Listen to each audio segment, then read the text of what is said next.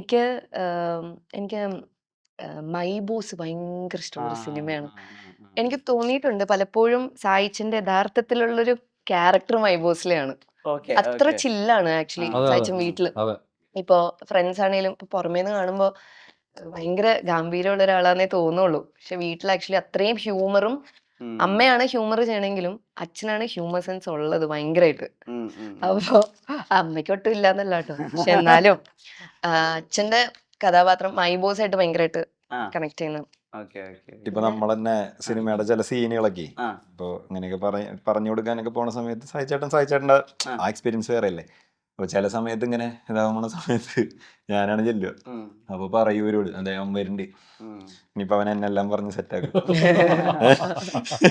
ഭയങ്കര രസം. അപ്പൊ ഭയങ്കര അടിപൊളി. അദ്ദേഹം വീട്ടിലൊക്കെ വരുന്ന ആളുകളോട് കാണിക്കുന്ന ഒരു കേർഡ്സ് ഉണ്ട് അസീസ്. അത് ഞാൻ നേരിട്ട് അനുഭവിച്ചാണ്. ഞങ്ങള് ഈ ഭരതനാട്യം എന്നുള്ള സിനിമയുടെ പ്രൊമോഷനുമായി ബന്ധപ്പെട്ട് അദ്ദേഹത്തിന്റെ വീട്ടിൽ പോയിരുന്നു. അപ്പൊ അദ്ദേഹത്തിന് അങ്ങനെ ട്രാവൽ ചെയ്യാൻ പറ്റുന്ന ഒരു അവസ്ഥയായിരുന്നില്ല. അപ്പൊ അദ്ദേഹത്തിന്റെ വീട്ടിൽ പോയിട്ടാണ് ഇന്റർവ്യൂ ചെയ്യുന്നത്. അപ്പൊ ഇന്റർവ്യൂ കഴിഞ്ഞിട്ട് അപ്പോൾ ഞങ്ങളൊക്കെ പോകാൻ നിൽക്കുകയാണ്. അപ്പോൾ അവിടെ ഓൾറെഡി സജിച്ചേട്ടൻ ആ ടീം ഫുള്ളുണ്ട്. അപ്പോൾ ഇവർക്ക് ഒരു ലഞ്ചൊക്കെ സെറ്റ് ചെയ്തിട്ടുണ്ട്. നമ്മുടെ ആ ലഞ്ചിന്റെ ഭാഗമല്ല. അപ്പോൾ ഞങ്ങൾ പോകാൻ നിൽക്കുമ്പോൾ സജിച്ചേട്ടൻ പറഞ്ഞു, പോരുത് ബിന്ദു കാര്യമായിട്ട് എന്തൊക്കെ ഉണ്ടാക്കിയിട്ട് അത് കഴിച്ചിട്ട് പോയാൽ മതി. അത് അന്ന് ഞാനും ആ ഉണ്ടായിരുന്നു. ഉണ്ടായിരുന്നു. ഞാനും ഞങ്ങള് ഫ്ലാറ്റിലാ? ഞങ്ങളുടെ ടീമിലെ ആർക്കും എന്താ വിശ്വസിക്കാൻ പറ്റാത്തതെന്ന് വെച്ചാൽ തലേദിവസം ഞങ്ങൾ ജോക്കർ കണ്ടിട്ടുണ്ട് ഞങ്ങളെല്ലാവരും കൂടി ഇരുന്നിട്ട്. അപ്പൊ ബിന്ദു പണിക്കരകത്ത് മറ്റേ മാങ്ങയ്ക്ക് പൊട്ടിച്ച് ഉപ്മാവൊക്കെ ഉണ്ടാക്കുന്ന. അപ്പൊ നമ്മളിത് ടീമിലെ ഓരോരോ ആളുകളും വിളിച്ചു പറയാണ്, അത് ഞങ്ങള് സായി കുമാറിന്റെ വീട്ടിലെ ബിന്ദു പണിക്കര ഭക്ഷണം അത് അത് ഞങ്ങൾക്ക് അത്രയും വലിയൊരു പ്രിവിലേജ് ആയിട്ടാണ് ഞങ്ങളുടെ ടീമിലെല്ലാവരും അത് എടുത്തിട്ടുണ്ടായിരുന്നത്. സായി ചേട്ടനും ബിന്ദു പണിക്കരായിട്ടുള്ള ഒരു എക്സ്പീരിയൻസ് എങ്ങനെയാ ആസ്വദിക്കുക ഞങ്ങളോട്? അതെ, ഞങ്ങൾക്ക് ലൊക്കേഷനിലേക്കാളും ഞാനും സാഹചര്യം ചേച്ചി എന്ന് പറഞ്ഞാൽ നമ്മള് റൂമിൽ വരുമ്പോഴാണ്. ആ ഞാൻ റൂമിൽ വന്നാൽ എപ്പോഴും സാഹചര്യന്റെ റൂമിൽ പോയിരിക്കും. ഓക്കെ ഓക്കെ ഓക്കെ പല കാര്യങ്ങളും. പിന്നെ ഫുഡ് ഇപ്പൊ പറഞ്ഞില്ലേ, ഫുഡ് അതായത് എവിടെ നിന്നൊക്കെയോ നല്ല ഫസ്റ്റ് ക്വാളിറ്റി എല്ലാം കട്ട് ചെയ്ത് തരും. ആ അസീസേ കഴിയണ എന്ന് പറഞ്ഞ് കട്ട് ചെയ്ത് തരും. പിന്നെ ഇതിനെക്കുറിച്ച് അതായത് സാഹചര്യങ്ങളോട് സംസാരിച്ചുകൊണ്ടിരുന്നാൽ ഭയങ്കര രസം. സമയം പോകുന്ന അറിയത്തില്ല. കാരണം രണ്ടാമത് നമ്മളൊക്കെ സിനിമയോ ആഗ്രഹിച്ചതൊക്കെ ഇവരെയൊക്കെ കണ്ടല്ലേ. അപ്പൊ ഇവരുടെ ഓരോ പഴയ കഥകളും ഇതൊക്കെ ഭയങ്കര രസം കേട്ടോണ്ടിരിക്കുക. അതുകൊണ്ട് എത്ര കേട്ടാലും മതി വരില്ല സത്യം പറഞ്ഞു. ഇങ്ങനെ കേട്ടുകൊണ്ടിരിക്കും. അത് ഞാൻ സത്യം പറഞ്ഞ റൂമിൽ ഇരിക്കാറില്ല.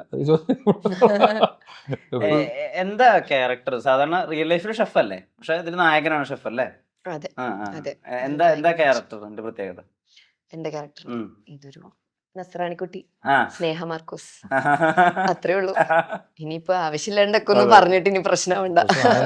എന്താണ് ഈ ആഞ്ഞല വീട്ടിലെ പ്രത്യേകത? അല്ല, അത് ഇപ്പോ നമുക്ക് ആക്ച്വലി ഇവിടെ പറയാൻ പറ്റില്ല. ഓ. മീൻസ് ആ ക്യൂരിയോസിറ്റി അവിടെ നിൽക്കുന്നുണ്ട്. അപ്പോ ആ ഒരു പ്രത്യേകത എന്താ പറയാ, ആ ക്യാരക്ടറുകളെ എങ്ങനെ ബാധിക്കുന്നതെന്നുള്ളത് തന്നെയാണ് സിനിമ. അപ്പൊ അതിപ്പോ ആക്ച്വലി നമുക്ക് റിവീൽ ചെയ്യാൻ പറ്റില്ല. ഈ ഗ്രാമം, പിന്നെ ഒരു നിഷ്കളങ്കനായ നായകൻ, കുറച്ച് സെൽഫ് മെയ്ഡ് ആയിട്ടുള്ള നായിക, ആ ടെംപ്ലേറ്റിനൊക്കെ ഇപ്പോഴും വളരെ പ്രസക്തിയും വിജയ സാധ്യതയൊക്കെ ഉണ്ടോ? അങ്ങനെ ഫീൽ ചെയ്യുന്നുണ്ടോ? അല്ല, റിയൽ ലൈഫിൽ നമ്മൾ വാദിച്ചുകൊണ്ടിരിക്കണത് അതിനല്ലേ, സെൽഫ് മെയ്ഡ് ആയിട്ടുള്ള ലേഡീസ്. മീൻസ് അങ്ങനെ എനിക്ക് പേഴ്സണലി ഒരാണ് പെണ്ണിന് സ്വാതന്ത്ര്യം കൊടുക്കണം എന്ന് പറയുന്നത് വെറുതെ അല്ലേ, നമ്മളാരും അല്ല കൊടുക്കാൻ.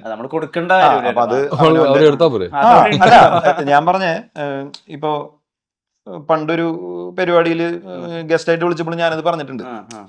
ഞാൻ പറഞ്ഞ എല്ലാവരും സംസാരിക്കുന്നത്, അതായത് ഇത് ഈ വിഷയമല്ല, ഞാൻ ചോദിച്ചോണ്ടാ റെലവൻസ്. അതായത് ഇപ്പൊ കൽപ്പന ചവള അവിടെ പോയി പുറത്തെ കാര്യങ്ങൾ ഇവിടുത്തെ കാര്യങ്ങളൊക്കെ പറയും. പക്ഷെ ഞാൻ ചോദിക്കുന്നത് നമ്മുടെ വീട്ടിലിരിക്കുന്ന ആൾക്കാർക്ക് ഉണ്ടോ എന്നുള്ളതാണ് ഈ സ്വാതന്ത്ര്യം. മീൻസ് ഡ്രസ് ഇടാനായാലും പുറത്തു പോകാനായാലും ഒക്കെ ഒരു സ്വാതന്ത്ര്യം കൊടുക്കാൻ ഒരാളെന്നില്ല. ഇപ്പൊ സെൽഫ് മെയ്ഡ് എന്ന് പറയുമ്പോൾ സ്നേഹയുടെ ക്യാരക്ടർ ഭയങ്കര സ്ട്രോങ് ആണ്, ഉറപ്പായിട്ടും. ബ്രിട്ടീഷുകാരായി പോലെ ഭർത്താക്കന്മാരല്ല, അതെ സ്വാതന്ത്ര്യം കൊടുക്കുന്ന ടീമായി അല്ല നമ്മളെ അല്ലേ. അപ്പൊ റെലവൻസ് എന്ന് പറയുമ്പോ റെലവൻസ് ഉണ്ട്. കാരണം ഇവരെല്ലാവരും നമ്മൾ ആക്ച്വലി ഭയങ്കര സാധാരണ, ഇപ്പൊ ആരാണെങ്കിലും ഓഡിയൻസിന് കണക്ട് ചെയ്യാൻ പറ്റുന്ന ക്യാരക്ടേഴ്സ് ആണ് ഇവരുടെ എല്ലാവരുടെയും. നമ്മള് അത് വിട്ട് ചെയ്തിട്ടില്ല. അപ്പൊ ഈ പറഞ്ഞ സിനിമയുടെ മീൻസ് എന്നെ സാറിനെ കാണുമ്പോ പഴഞ്ചനായിട്ട് തോന്നാം, പക്ഷെ അതിലുപരി വേറെ നമ്മളെ കുടുംബത്തിൽ വേറെ ഉണ്ട്, അവര് കോളേജും പരിപാടി, അത് വേറെ ഒരു പുതിയ പരിപാടിയായിട്ട് തോന്നും. അല്ല ഞാൻ പറഞ്ഞ സാഹചര്യങ്ങളാണല്ലോ മാറ്റങ്ങൾ ഉണ്ടാക്കണത്. Yes, yes, അപ്പൊ അത് സിനിമയുടെ ചെറിയൊരു ഫിക്ഷൻ ഉണ്ടാവും. മീൻസ് എല്ലാം നല്ല റിയലിസ്റ്റിക് എന്നല്ല, പക്ഷെ ക്യാരക്ടേഴ്സ് പരമാവധി എല്ലാം റിയലിസ്റ്റിക് ആണ്. അപ്പൊ അതിന് സാധ്യത ഉണ്ടെന്ന് തന്നെ എനിക്ക് തോന്നുന്നത് ഇനിയും.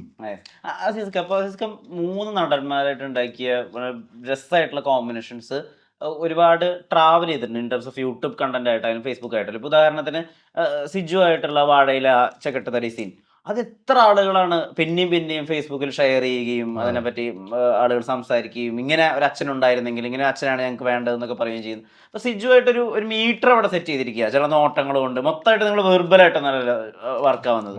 സിജു ആയിട്ട് ആ ഒരു ഇക്വേഷൻ എങ്ങനെ സെറ്റ് ആയത്? 2 ഇപ്പൊ അതേപോലെ തന്നെ ആളുകൾ കുറെ ഇരുന്ന് ചിരിക്കുകയും ചെയ്തതാണ് ജയ ബേസിലായിട്ടുള്ളൊരു മീറ്റർ. ബേസിലിനെ ഉപദേശിക്കുകയാണ് നിന്നുകൊണ്ട്, എന്നാൽ ഒരു ഉപദേശം പോലും വർക്ക് ആവുന്നില്ല, എന്നാൽ ഇവര് ഭയങ്കര സീരിയസ് ആയിട്ടാണ് ചെയ്യുന്നത്. അപ്പുറത്ത് ഈ പറഞ്ഞ പോലെ കണ്ണൂർ സ്ക്വാഡില് മമ്മൂക്കയായിട്ടുള്ള ഒരു ഇക്വേഷൻ, എല്ലാ അർത്ഥത്തിലും അയാളുടെ നിപ്പില് അല്ലെങ്കിൽ മമ്മൂക്കയുടെ ആയിട്ടുള്ള അകലം പാലിക്കുന്നതിലൊക്കെ കണ്ണൂർ സ്ക്വാഡിൽ അയാളുടെ ശരീരഭാഷയിൽ മുഴുവൻ ബഹുമാനം പ്രകടമാണ്. ഇത് നിങ്ങൾ ഓഫ് ദ ക്യാമറ ഉണ്ടാക്കുന്ന ഒരു ഫ്രണ്ട്ഷിപ്പ് ആയിട്ടാണോ ഈ സിങ്ക് വരുന്നത്? അതെ, ഇപ്പൊ പറഞ്ഞ 3 പറഞ്ഞല്ല, ഇപ്പൊ ഞാൻ ഇങ്ങനെ ഇപ്പോഴാണ് എനിക്ക് തോന്നി തുടങ്ങിയത്. അത് വാഴ എന്ന സിനിമ ഞങ്ങള് എല്ലാവരും ഉണ്ട് അവിടെ, ഫുൾ ടീം ഉണ്ടല്ലോ. അപ്പൊ സത്യസന്ധമായിട്ട് പറയുകയാണെങ്കിൽ ഈ മക്കൾ ക്യാരക്ടർ ചെയ്ത ജോമോനായിരുന്നാലും സിജു ആയിരുന്നാലും ഇവരാരും അമിതായിരുന്നാലും ഇവരാരും ഞങ്ങൾക്ക് വലിയ അടുപ്പമുണ്ടായിട്ടില്ല.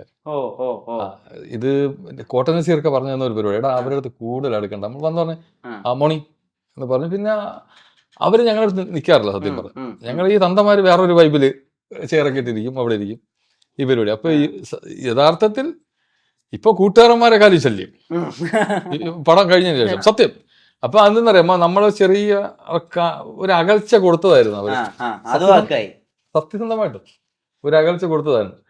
അതിലുപരി പിന്നെ കണ്ണൂർ സ്കൂൾ എന്ന് പറയുന്ന പടം, അതിൽ ഞാൻ ഷൂട്ട് ഫസ്റ്റ് ദിവസം പാലയിൽ ഷൂട്ട് നടക്കുന്ന സമയം ഒറിജിനൽ നമ്മളെ സ്ക്വാഡിന്റെ 2-3 പേര് വന്നായിരുന്നു. വന്നിട്ട് അപ്പൊ ഞാൻ അവിടെ ചേർത്തിരിപ്പുണ്ടായിരുന്നു. അപ്പം നമ്മളെ പ്രൊഡക്ഷൻ്റെ അവരൊന്ന് ഉണ്ടെന്ന് പോലീസുകാർക്ക്, ഒറിജിനൽ പോലീസ്, അവർ വന്ന ഷൂട്ട് തുടങ്ങിയതിൻ്റെ അന്ന് വന്നതാ. അവർക്ക് ചായ കൊണ്ട് കൊടുത്തപ്പം അതിലൊരു പോലീസ് ചോദിച്ചു, സാറിന് കൊടുത്തായിരുന്നോ എന്ന് ചോദിച്ചു.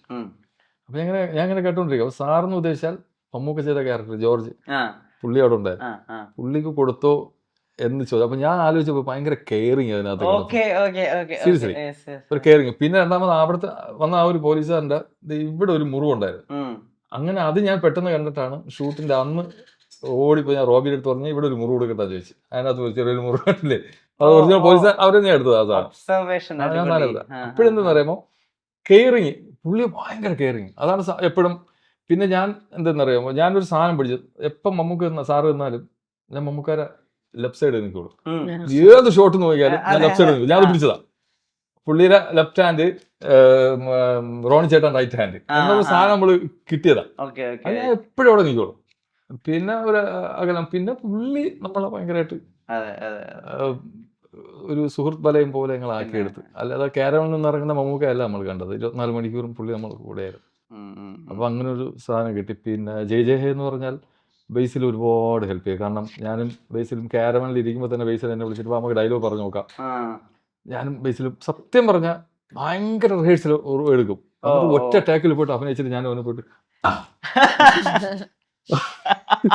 പക്ഷെ 10-15 പ്രാവശ്യം റിഹേഴ്സൽ എടുക്കും. ഞാൻ നീ അവിടെ പോകുന്നത് അതിനകത്ത് അഭിനയം നമ്മള് അഭിനയിച്ചിട്ട് അവിടെ ഒറ്റ ടേക്ക് എടുത്തിട്ട് കാശ്മീരിലെ ജയറാമാവല്ലേ.